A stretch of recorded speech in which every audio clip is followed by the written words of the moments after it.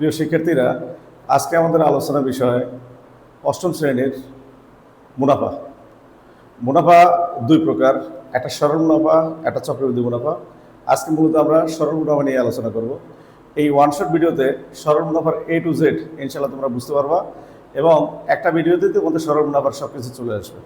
তো আমরা আজকে শুরুতে সরল মুনাফার বেসিক নিয়ে আলোচনা করি। মুনাফা মুনাফা মূলত দুই প্রকার।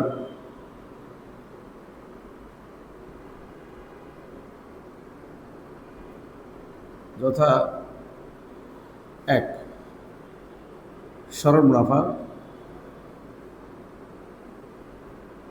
ও দুই, চক্রবৃদ্ধি মুনাফা।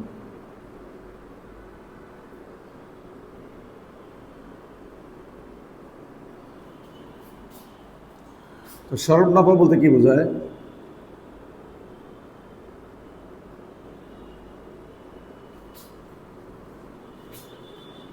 আসলের উপর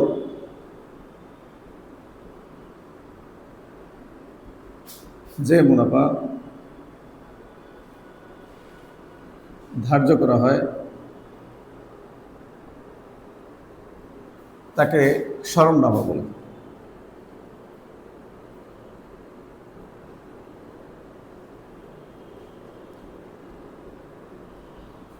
আচ্ছা, তাহলে সরল মুনাফা শুধুমাত্র আসল টাকার উপর প্রতি বছর মুনাফা ধার্য করবে, আর চক্রবৃদ্ধি মুনাফা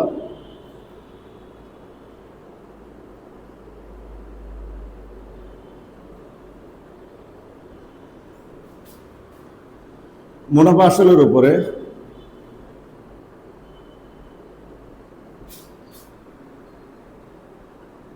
যে মুনাফা ধার্য করা হয়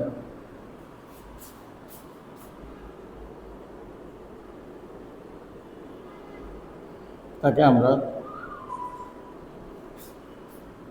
চক্রবৃদ্ধি মুনাফা বলি।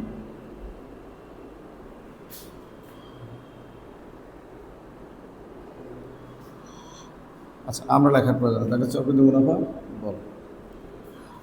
তো সরল মুনাফা শুধুমাত্র আসল টাকার উপর হিসেব করা হবে, চক্রবৃদ্ধি মুনাফা প্রতি বছর মুনাফা আসলের উপর হিসেব করা হবে।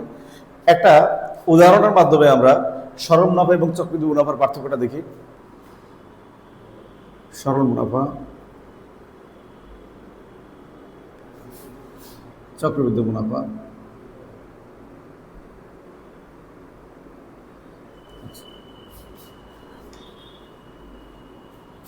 ধরা যাক আসল হচ্ছে 500 টাকা। প্রথম বছর মুনাফা হচ্ছে এর 10%, তাহলে মুনাফা হবে 50 টাকা। এটা হলো প্রথম বছর। দ্বিতীয় বছর এটা লিখতে পারি 1, এটা 2। দ্বিতীয় বছর এই 500 টাকার উপরেই আবার 10% মুনাফা হবে, মুনাফা হবে 50 টাকা। তৃতীয় বছর 500 টাকার উপর 10% হবে, মুনাফা হবে 50 টাকা। ঠিক একইভাবে আমরা চক্রবৃদ্ধি মুনাফাতে দেখি। প্রথম বছর মুনাফা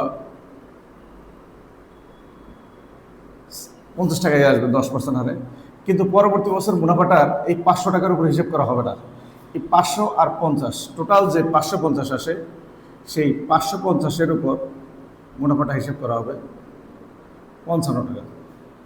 তৃতীয় বছর এই 550 এবং 55 এই দুটা যোগ করলে যে মুনাফা আসল হবে সেই 605, এর উপর 10% হিসেব করা হবে, এখানে হবে 60.5 টাকা। তাহলে দেখা গেল সরল মুনাফাটা প্রতি বছর সেম হারে বাড়ে, একই হারে বাড়ে, এবং একই ধরনের মুনাফা আসে। মূল টাকার উপর প্রতি বছর শুধুমাত্র আসলের উপর মুনাফার হারটা হিসেব করা হয়, কিন্তু চক্রবৃদ্ধি মুনাফায় এই প্রথম বছর আসল টাকার উপর হলেও পরবর্তী বছর থেকে মুনাফা আসলের উপর হিসেব করা হয়। এই জন্য দ্বিতীয় বছর এইখানে সরল মুনাফায় 50 টাকাই থাকে, কিন্তু চক্রবৃদ্ধি মুনাফায় সেটা 55 টাকা হয়। তৃতীয় বছর সরল মুনাফা ওই সেম থাকে 50 টাকায়, কিন্তু চক্রবৃদ্ধি মুনাফা হয় 60.5 টাকা। তাহলে আমরা বলতে পারি সরল মুনাফা শুধুমাত্র আসল টাকার উপর হিসেব করা হয়, আর চক্রবৃদ্ধি মুনাফা আসল এবং মুনাফা আসলের হিসেব করা হয়। এখন আমরা সরল মুনাফার সকল সূত্র নিয়ে আলোচনা করব। তো শুরুতে আমরা আসল, সময়, মুনাফার হার কোনটাকে কোন প্রতীক দিয়ে প্রকাশ করা হয় এটা নিয়ে আলোচনা করব। দেখো, মুনাফাকে আয় দিয়ে প্রকাশ করা হয়, মুনাফার হারকে আর দিয়ে প্রকাশ করা হয়, সময়কে এন দিয়ে প্রকাশ করা হয়, আসলকে পি দিয়ে প্রকাশ করা হয় এবং মুনাফা আসলকে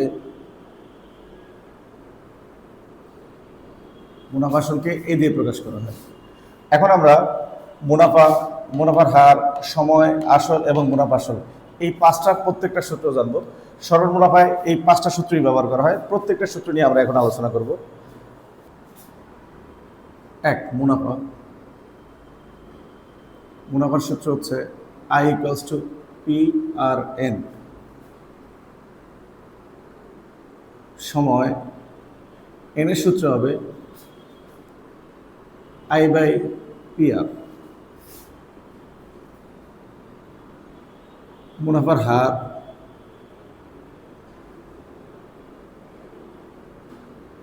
আর এর সূত্র হবে I/PN।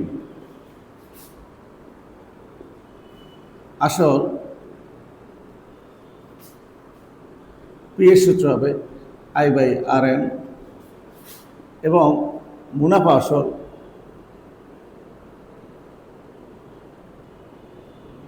এর সূত্র হবে পি ইন্টু এক যোগ RN, এখানে এক যোগ RN। তো আমাদের যে পাঁচটা সূত্র, প্রত্যেকটা সূত্রেরই প্রমাণ আমরা এখন একটু দেখাবো। তো সবাই একটু খেয়াল করো, প্রত্যেকটা সূত্রের প্রমাণ আমরা ব্যাখ্যা করব। আমরা জানি I ইকুয়ালস টু PRN, মুনাফা ইকুয়ালস টু আসল গুণ মুনাফার হার গুণ সময়। এটা থেকে আমরা একবার পি এর সূত্র, একবার আর এর সূত্র এবং একবার এন এর সূত্র, তিনটা সূত্র বের করব। আমরা যদি সাইড পরিবর্তন করি তাহলে হবে PRN ইকুয়ালস টু I, আর ইকুয়ালস টু হবে I/PRNটা গুণাকার আছে, এই পাশে আসলে ভাগ। তাহলে আমরা পাইলাম I এর সূত্র PRN 2, আর এর সূত্র I/PN। আবার ঠিক একইভাবে যদি আমরা এইখান থেকে এন এর সূত্র বের করি তাহলে I থাকবে, এন এর সাথে PRটা গুণাকার আছে, এই পাশে আসলে ভাগ হবে। তাইলে আমরা পেলাম এন এর সূত্র হলো I/PR। যদি আমরা পি এর সূত্র বের করি, পি এর সাথে আর এন গুণাকারে আছে, আর এনটা গুণাকারে বসে গেলে হবে ভাগ। তাহলে আমরা বলতে পারি পি এর সূত্র I/RN। তাহলে এখানে I মানে মুনাফার সূত্র PRN, মুনাফার হারের সূত্র I/PN, সময় এন এর সূত্র I/PR, আসল পি এর সূত্র I/RN। এখন আমরা মুনাফা আসলের সূত্রটা দেখব। নর্মালি মুনাফা আসল বলতে আমরা কি বুঝি? মুনাফা আসল এটা বলতে আমরা বুঝি আসল প্লাস মুনাফা। তো এখান থেকে দেখো, আসলকে আমরা প্রকাশ করি পি দিয়ে, মুনাফাকে প্রকাশ করি আমরা আই দিয়ে। তো পি লিখলাম, আই এর একটা সূত্র আছে। আই এর সূত্র কি? আমরা জানি আই এর সূত্র PRN লিখলাম। এখন এই দুটো থেকে কমন যাবে কি? পি কমন যাবে। কমন নিলে এখানে থাকবে 1, এখানে থাকবে পি, কমন হয়ে গেলে এখানে থাকবে RN। তাহলে আমরা বলতে পারি যে মুনাফা আসল এর সূত্র হচ্ছে পি ইন্টু এক যোগ RN। তাহলে আমরা বলতে পারি মুনাফা আসল এর সূত্র পি ইন্টু এক যোগ RN।